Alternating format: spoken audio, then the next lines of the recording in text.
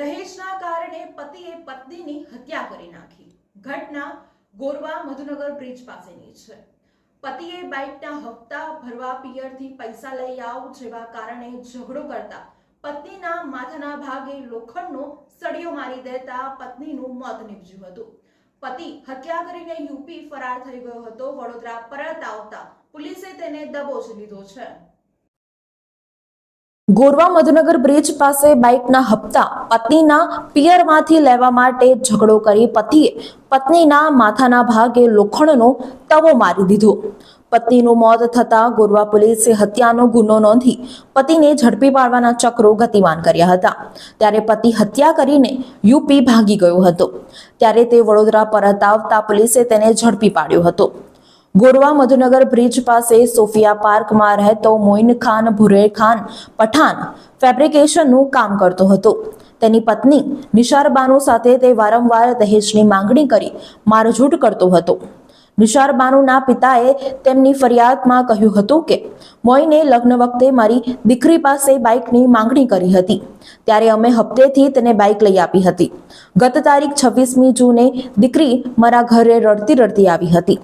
મારી પત્નીને તે કહેતી હતી કે પતિએ ઝઘડો કર્યો છે, બાઇકના બાકીના હપ્તા તારા ઘરેથી લઈ આવ, જેથી તે હપ્તાના રૂપિયા લેવા આવી હતી.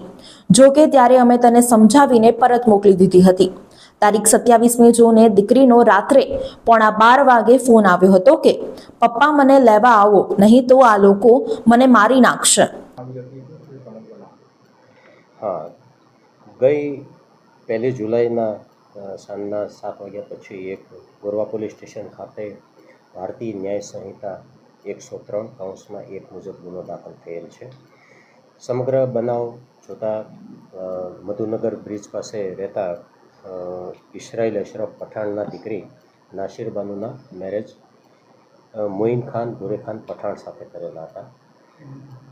આ નાસિર બાનુ અને ભુરે ખાન વચ્ચે છેલ્લા ઘણા સમયથી અવારનવાર કોઈને કોઈ નાની નાની બાબતે ઝઘડો અને બોલાચાલી થતી હતી. જે અનુસંધાને તારીખ 27ના રોજ ઉગ્ર બોલાચાલી થતાં મોઇન ખાને આવેશમાં આવી જઈ અને નિશાર બાનુને માથામાં એક લોખંડનો તવો જે રસોઈ કરવાનો હોય છે એ મારી દીધેલો હતો. જે અનુસંધાને એમને દવાખાને સારવાર લીધેલી હતી અને 1 તારીખના રોજ નિશાર બાનુનું અવસાન થયેલ હતું. જે અનુસંધાને ભારતીય ન્યાય સંહિતા 2023ની કલમ 103 મુજબ ગોરવા પોલીસ સ્ટેશન ખાતે ગુનો રજીસ્ટર કરવામાં આવેલ છે. સર, મોઇન શું કરતો હતો અને કયા કારણસર હત્યા કરી? મોઇન ખાન છૂટક મજૂરી જ કરતા હતા અને રિક્ષા ડ્રાઇવિંગ કરતા હતા. હત્યા કર્યા પછી ક્યાં ભાગી ગયો હતો? કઈ રીતે પકડ્યો? પોલીસે શું હા, હત્યાનો ગુનો દાખલ થયા પછી એ અહીંથી એબ્સ્કોન્ડ થઈ ગયો હતો. હમણાં રિસેન્ટલી 1 કલાક પહેલાં જ એમને એરેસ્ટ કરવામાં આવ્યો છે પોલીસ દ્વારા. એટલે પૂછપરછ ચાલુ છે. તપાસના કામે એ હકીકતો હજી આવવાની બાકી છે. ક્યાં જતો રહ્યો હતો હત્યા કર્યા પછી?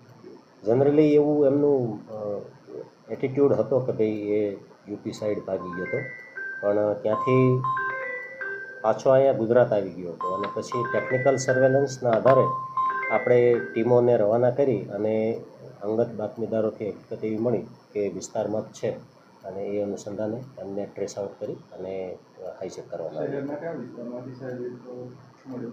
કરોડિયા કેનાલ પરથી મધુનગર આવવાનો જે રસ્તો છે ત્યાંથી. જે રીતના વાત એવી સામે બી આવી છે કે બાઇકના હપ્તા ભરવા માટે અને અન્ય પરિવારને પૈસા ચૂકવવા માટે વારંવાર પ્રેશર કરવામાં આવ્યું હતું. એ કારણોસર ઝઘડો થયો. હા, એમને દહેજ પેઠે અવારનવાર માંગણી તો કરતા જ હતા. એમના ફરિયાદીની પણ એવી રજૂઆત છે અને એમને બાઇક પણ હપ્તે લઈ આપી હતી અને બાઇકના કંઈક હપ્તા ચૂકી ગયા હશે એટલે એમના પત્ની પાસે એટલે નિશાર બાનુ મરણ જનાર છે એમને એવું કીધું કે ભાઈ તારા પપ્પા પાસેથી તું આ 22,000 રૂપિયા લઈ આવ તો આપણો હપ્તો ભરાઈ જાય, નહીં તો હું તને તારા પિયરમાં મૂકી જઈશ. અને જે ફરિયાદી છે ઇસરાઇલભાઈ, એમને પણ એવું જ કીધેલું કે તમારી દીકરીને ત્યાં રાખો અને અહીંયા મારી સાથે રાખવી હોય તો આ હપ્તાના 22,000 રૂપિયા આપો મને.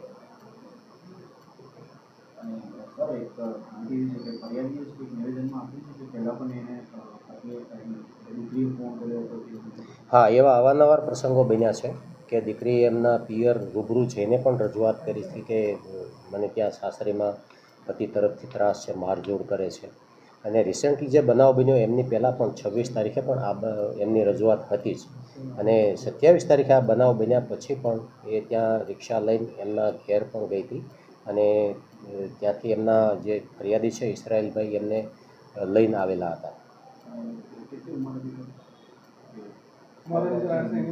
મરણ જનારની ઉંમર છે 27 વર્ષની છે. હા, એ જે રસોઈ કરવાનો જે તવો આવે છે એ પોલીસે કબજે લીધો છે.